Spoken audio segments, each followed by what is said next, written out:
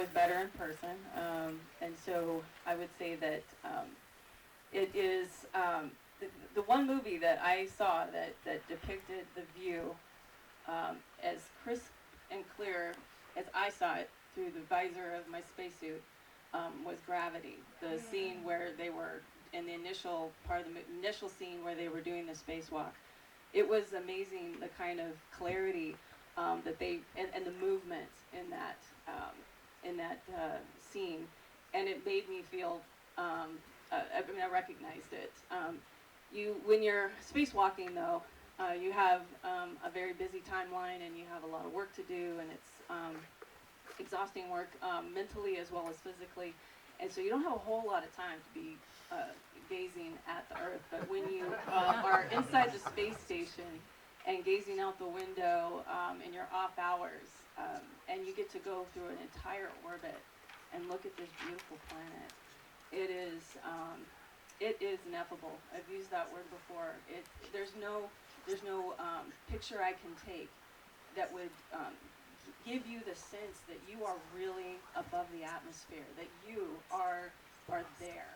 It's just something to behold with your own eyes, and everything from the color of the Earth and how it changes depending on the angle of the sun, to the way the sun appears as it is going in below the horizon, and then the way that the space station lights up and cools down as the sun is moving, and then just the shape of objects like the moon itself, as you see it coming up through the atmosphere, it distorts it in ways like you never see here on Earth. And then again, the view from the space station alone, you're above the atmosphere, and so when you look out in the blackness of space, you're looking at stars that are just solid, bright objects. You're not looking at the light blinking like you do here on Earth. It has to pass through an atmosphere to get to your eyes, but up there, you see these solid lights.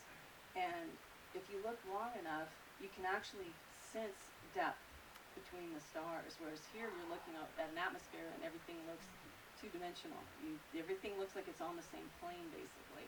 You see some stars bigger, some stars smaller, but in space you actually can sense that there are some further than others, and it's breathtaking, and it's emotional. In fact, I remember the first time I saw that view, it got blurry fast, and I didn't know what was happening, and it turned out that I was crying and didn't realize it.